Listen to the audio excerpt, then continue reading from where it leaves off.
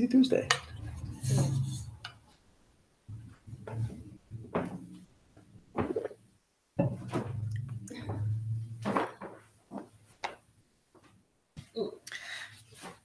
The Malunkyaputta, or also known as the Malunkyovada Sutta, it's another sutta where the Buddha is presented with those great existential questions, and he answers them in the same way. The reason why this is a significant sutta is the references that the Buddha makes to different aspects of the Dhamma. The introduction, as Buddhism developed, many of the accommodations and embellishments made to the Buddha's teachings were done to provide answers to these great existential questions. When looked at closely and in the context of Four Noble Truths, many of these questions have an underlying motive of establishing a permanent self in the physical realm or in a speculative non-physical realm. The Cula-Malunkyovada Sutta. The Buddha was at Jita's Grove, Anathapindika's monastery. One of the monks of the sangha, Malunkyaputta, was in seclusion when the thought occurred to him. The Buddha does not give an answer when asked certain questions, such as, is the cosmos eternal or not eternal? Is the cosmos finite or infinite? Does a body have a soul or not?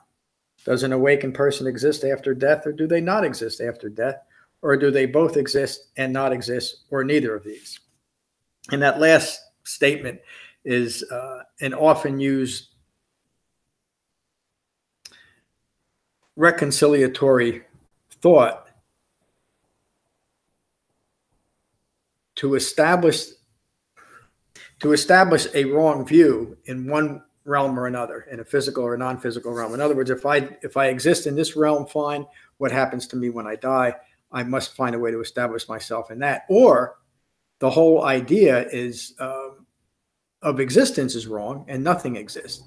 And it is that final way of looking at things, that it must be, because it can't be this and it can't be that, it must be both of these things, which is a way of, it's a disingenuous way of looking at what's occurring in front of you, which is what the Buddha taught is reality. If you want to understand your life, you have to be present with what's occurring. You have to see things as they are occurring in the environment that they're occurring in.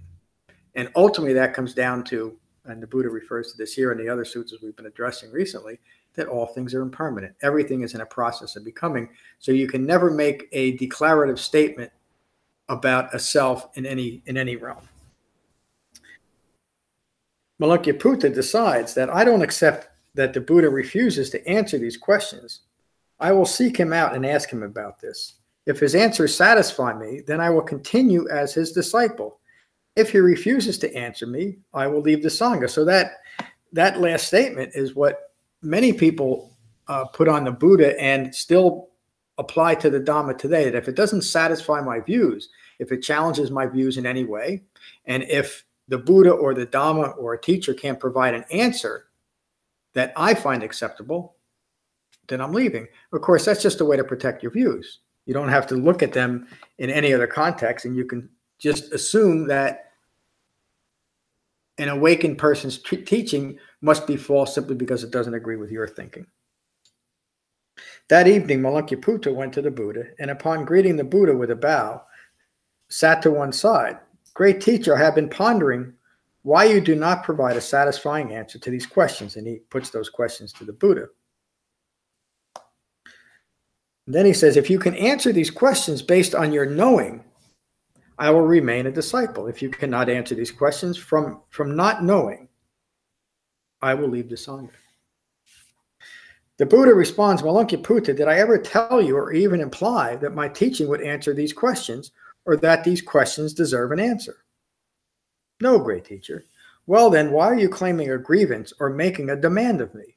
If you threaten to leave the sangha unless these questions are answered by me, then you should leave the sangha. So the Buddha is not engaging in debate and trying to prove the efficacy of his Dhamma. He's simply stating, if you want to know what I teach is true, you have to develop it. And if you're not interested, that's fine. You don't have to. And the Buddha wasn't being insincere or even lacking any compassion. In fact, it's the essence of compassion especially when you're talking about the Dhamma, to be clear and direct about it. Because any type of, the Buddha understood this clearly, any type of ambiguity, he knew that an ignorant mind would attach itself to that like a dog to a bone and will hold on to the ambiguity rather than seeing the clarity of his Dhamma. And he speaks directly to that here. The Buddha continues, you are like a man who has been wounded by a poisonous arrow. His friends brought him to a surgeon, but they refused to have the arrow removed until they know who shot the arrow, their poison, their physical attributes, and even what type of bow they used. They further delay the action that will save them by insisting on knowing what type of animal the arrow feathers are from and the type of wood it is composed of. That's the same as saying that I need to understand the underlying motives of what this person is saying. And of course, when you say that, you can only apply your views to those motives. So someone who has great aversion to changing the way they're thinking will start picking apart the Dhamma in that way. Well, where does this come from? Why does it do that? How come it doesn't apply this way? What kind of animal did this come from? Rather than recognizing this person is in distress and this other person says, I can tell you why. All of these questions have nothing to do with the matter at hand. They will die never knowing the answers to these foolish questions, which only prove to be a distraction from what is most important. Whatever your view is of these questions, the right view is dukkha occurs. Craving originates and clinging perpetuates dukkha. Cessation of the process is possible. The Eightfold Path is the path developing cessation. So the Buddha is taking Malunkyaputta and in general the world's confusion about the Dhamma and saying it's the questions that are confusing you. Let go of the questions. And he points Malunkyaputta mind and our minds directly to the Four Noble Truths. That's what he described right here. Dukkha occurs is the first noble truth. Craving originates and clinging perpetuates dukkha. Second noble truth, cessation of the process is possible. Third noble truth, and the Eightfold Path is the path developing cessation. So immediately the Buddha turns Malunkyaputta mind back to the Four Noble Truths, because that's what he taught. And then he declares, I do not answer these questions. He's being very clear about this. I do not answer these questions as they are not fundamental with the goal. There's no reason to get into it. I'm a Dhamma teacher. It's irrelevant to me, these great questions. It's not what I teach. I do not answer these questions because they are not fundamental to the goal. They do not develop disenchantment, dispassion. They do not develop calming or unbinding. They do not develop direct knowledge, or they do not develop awakening. This is why I do not answer these questions. I do make it very clear that, and the Buddha reiterates, dukkha occurs, clinging originates, and clinging continues dukkha. Cessation of this process is possible, and it is the Eightfold Path that develops cessation. And I make this very clear for one purpose. This develops disenchantment, dispassion. It develops calming and unbinding. It develops direct knowledge and awakening. This is why I teach the Dhamma. And Malunkyaputta, always remember what I teach and what I do not teach. And that is probably the most important line that is intentionally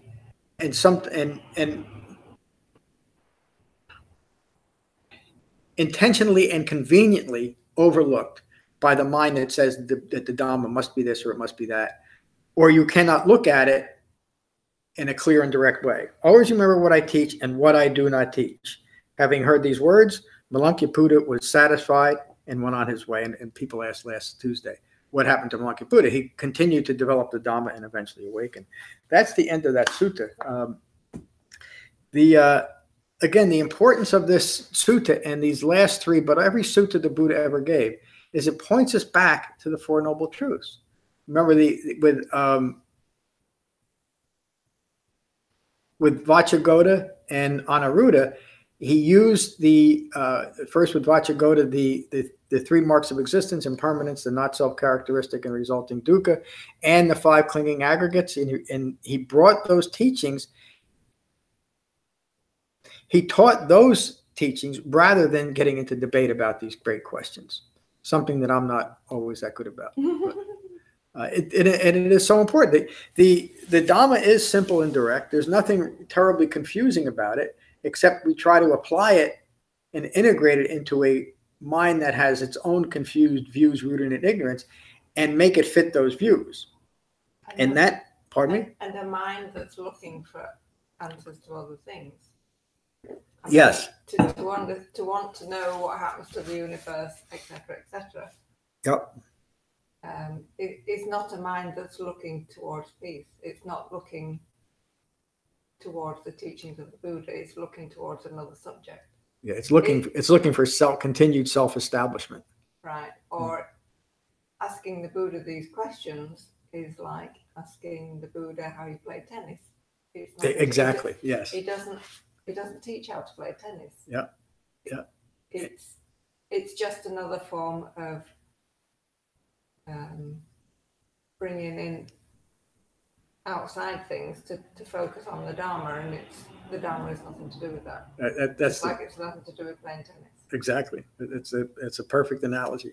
And so if you think about that and you understand from an awakened point of view, a person coming to you, wanting to understand the truth, but knowing that they are confused and rooted in ignorance, it is the essence of cruelty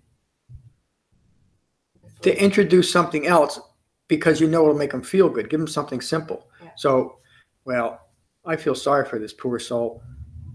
I'm not going to push him too hard. I'll teach him how to play tennis, and that'll make him feel good for a few days. That's the essence of cruelty, isn't it? Yeah. Because it's continuing that person's ongoing suffering and not having the courage to stand up and say, no, it's not that, it's this. And that is the consistency that struck me so hard when I finally started reading what the Buddha was teaching. Because up until that point, I was involved in this all-encompassing one thing fits all. And it just got more and more confusing because one thing doesn't fit everything. And things are discrete. The great lesson that the Buddha taught, and it's a great understanding of impermanence, is that all things are discrete and all things arise and pass away of their own accord. And it has nothing to do with what else is occurring. There's a universal structure that allows for a physical environment, but that's simply the environment they're in, an impermanent environment. And you had something else?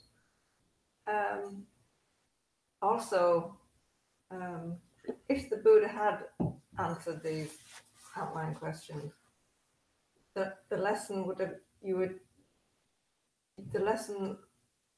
that needed to be learned is what the Buddha is, what the Dhamma is, and that lesson would never be learned. Yes. Because the kind of minds that we have, if the Buddha taught me how to play tennis, I'd then ask the Buddha how to do something else, and my mind would never get back because it's just an endless series of distractions. Yes, you're just putting off looking at what the Dhamma is by other distractions. Yes. So you would never get round to actually learning what the Dhamma is. You know what I mean? And it's the essence of wrong view, then, isn't it? Because you are now a Buddhist teacher, an awakened one, taught you that 2 hours of tennis is a good way of awakening. But that ignorant person taught that because it made you feel good rather than, and it's the same thing as saying, we're using that analogy. It's the same thing as saying, as teaching, and another thing, but it would be the same thing as saying that every day you should light a candle and give these certain chants. And I mean, there's ceremonies there are Hindu ceremonies that have been incorporated into Buddhism that do just that, as these rituals. And of course, now you're putting the weight on the flame and the chant as your deliverance, rather than realizing that it's your thinking. That's why the Buddha starts and ends with right view and wrong view. And it's just that clear. It's either a wrong view or it's a right view, according to a Buddhist teaching. If you want to believe something, that's fine. Again, the important thing here is that the Buddha taught something very clear and direct that is very well focused and at the same time all encompassing, because it deals with the truth of the reality that we're living in. But it deals with it in a direct and discrete way, rather than in a general and confusing and all inclusive way. It's all encompassing, but it's discrete, and that's a thing that many people have a difficulty with understanding. It needs to fit in that reconciliatory view that an ignorant mind has. the need to have things fit its view before it can accept anything is the essential problem. And so the Buddha taught this Eightfold Path so that we could recognize those views. And if we're willing to let go of the views and develop right view. And as you were reading it, I realized that during my life, I have tried to explain what we do here to different people. And I've never put their questions into a category. But when I think about when people are not interested in what I'm saying, that's the reason why. It doesn't fit their beliefs and their category. They ask the questions that are not relevant to the whole process of why they get stressed. That's right. They're not. The questions are not appropriate, which is forgivable because I don't know what the Dhamma is anyway. But you can understand the questions that when I try to just talk about the Dhamma to people outside, sort of thing, that's the problem, that they ask the wrong questions about the Dhamma and they don't understand what the Dhamma is and what it's trying to teach you. They ask other questions. Yeah, and those questions they are infinitely variable, but all have the essence of ignorance at their core, or the question itself wouldn't be. Again, that's why the Buddha wouldn't answer the questions. He could certainly, anybody can answer these questions, in a speculative way. One of the great Buddhist teachers, Nagarjuna, made a living out of answering those questions. In fact, that's really all that he taught. He wrote extensively, and I read him extensively. And it's some of the most mind-blowing but mind-numbing stuff you'll ever read, because it's so circular. And he keeps trying to make this point of it's all one thing and it's all nothing because it's all one thing. And I thought that was the essence of the Dhamma, so I studied it for years trying to figure out where's he going. And because he has a reputation as being this great teacher still today. And that was really one of the last forays I made into, I'll call it ignorant Dhamma, until I came across with the Buddha. And the contrast between Nagarjuna was around the 5th, 6th century, a modern Buddhist interpretation and recognized as one of the great masters, Nagarjuna, and what the Buddha actually taught. The difference is striking if you put them up side by side. And it's so telling that an awakened human being taught something that is not circular.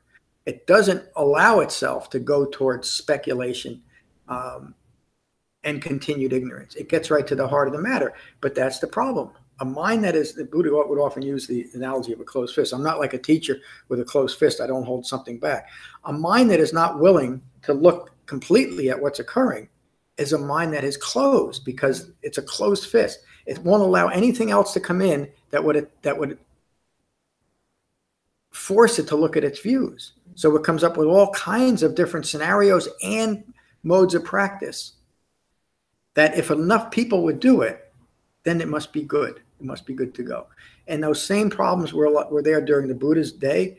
They arose in the first council and every council subsequently. The councils were formed to hopefully protect the Buddha's teachings and maintain them throughout the ages. They did a pretty good job of it, except there were always people that wanted a different Dhamma. And that's fine. It's fine in the sense that it's all part of dukkha. The world is a perfect vehicle, and again, the Buddha describes it, for the continuation of dukkha, and the systems within the world that have developed in that way. That's simply what's occurred. When you look at it that way, and you realize that the conditions of ignorance are exactly the same today, and the results of that ignorance is exactly the same today as it was 2,600 years ago, you can truly say that these Four Noble Truths are truths that last throughout time, because they're not attached to the truths themselves are not attached to any wrong view. And so a view that is a right view of reality that takes into account impermanence continues as a right view. And so then you really get to understand the true power of now, meaning there's no such thing as now. We're always in a continuing process of becoming. But if we can find a way to be present with what's occurring, rather than distract ourselves by wrong views and rituals that take us out of what's occurring, even the ritual of, I need to continually process these great questions, or other rituals such as lighting candles and chanting or dancing around or anything else, or bowing a million times, those are all distractions. They don't do anything to address the problem of wrong thinking. And anything that reinforces wrong thinking, such as catch-all phrases, etc., is just going to continue to prove it to be a distraction. And the Buddha, in his great compassion, but the more I understand him, I keep using the word, this great courage that he had to stand up. He was a human being. Though awakened, he was still a human being. And he was continually, literally on a daily basis, excuse me, Diane, having to stand up for what he believed in and what he taught, because he was questioned on a daily basis. And when you look at his suttas, every one of his suttas was geared towards taking a mind that is rooted in ignorance and turning it away from that ignorance and turning it towards the Dhamma. And that's all he taught. He could have easily fallen into the trap of all the other spiritual teachers, especially, here's a man who grew up a prince in his father's kingdom. He was used to luxury and wealth and recognition and power. And within a few weeks of his teachings, he had 1,000 people following him. He could have easily fallen into the ego trap of, man, I got it. I'm the greatest there is in the world, and now all I need to do is to keep this going. And he didn't do that. He was never concerned about building followers or anything. This is the Dhamma, and this is what I teach. And when he had students that went out and started teaching, and he found that they were embellishing the Dhamma to fit their other people's views, he called them back in and said, "You foolish man, what you're doing is for your detriment and the detriment of everybody you're coming across." Why? Because it continues ignorance. Very great insight to see that. Anything else? Not really. The only thing I've sort of noticed when I meditate, sometimes a pattern occurs where I am thinking of something else. But this is when I start my meditation. I am thinking of something else, but I just have a feeling of my breath, but I'm thinking about something else. And it's almost like watching TV in the hope that you fall asleep. The distraction of thinking about something else relaxes your mind. And then eventually the distraction will fall away, and you just focus then just on the waving of your breath, just the in and out. And you sometimes you can almost use a distraction of a thought to calm your mind. With the intention of coming back to your breath. Yes. Yeah. Well, not the intention of coming back to it, because you have to acknowledge it all the time you're thinking about something else. You have to be aware of it. Yep. And eventually the thought, what you're thinking about, will fade away, and you're just left with the awareness of the breath. Yes, and the reason why I say, and because the underlying intention coming into meditation is to do just that, to recognize when you're caught up in your thinking and come back to your breath. And so that's what you do, because you set your mind to do that. Yeah. Again, it's so important. If you decided in your practice, just to go back to that, just the metaphor I was using before, that when you find that you're self-distracted, light a candle and chant. Okay, that's going to take your mind away from that distraction, isn't it? But it's going to do nothing about deepening concentration. Or you could say, when my mind is distracted and I just can't relax, I'm going to go out and hit a few tennis balls. Well, of course, if you enjoy playing tennis, that's a relaxing thing to do, isn't it? But it doesn't do anything for deepening concentration, and it doesn't put you within the Dhamma. It doesn't establish it. It's great insight that you see. But I had previously thought that when you're thinking about something, you had to concentrate on kicking it out of your head and getting back to your breath. it's like, no, can't think about that. I can out of bed. And I don't use it like that. You can use it as a distraction to quiet your mind, and eventually it will fall away. And so you don't have to put any energy into not having thought.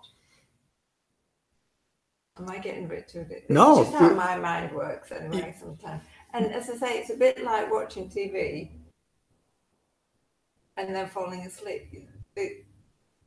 The absence of thinking, watching the TV, puts your mind at rest. Although people say that screens keep you awake, but you know what I mean? Yeah, no, I do. And I'm not talking about the Dhamma, I apologize, but it's just something I sort of notice when I'm meditating, that I don't have to not think about what I'm thinking about. I just need to think about the breath. That's right. And keep in contact with that. And everything else will sort itself out. Yeah. So if you, the other way, the circular way of thinking that I have to not think is that same thing that caught Nagarjuna and everybody else. It's circular thinking. How can you not think? You are thinking. Come back to your breath. And you mentioned, I think this might have been a couple of years ago, that you saw your breath is here. It was a good picture, and your thoughts were down here.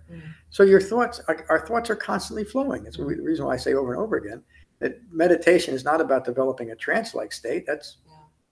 It's possible. I mean, we could all, in a few minutes, I could have us all sitting in a trance-like state by suggestion, but there's no useful development of concentration. So I don't teach it. The Buddha doesn't teach it. A lot of people teach meditation as the goal of emptying your mind. In fact, it's often presented, we hear a lot of that's what meditation is. It's about emptying your mind. It's not about emptying your mind. No. It's about being at peace with your mind. Period. That's it. That's the ultimate goal of the Dhamma, is to be at peace with your mind. So, great insight. Diane, good morning. Thank you for your ride. And how was any questions or comments? Great. Thank you. All right. Our retreat is coming up Thursday. So there won't be a Thursday or Saturday class next week. I'm planning on streaming the retreat session. So we'll see how that works out. But we will have a Tuesday class next week, and I will give a Wednesday talk too. We'll finish as we always do with metta.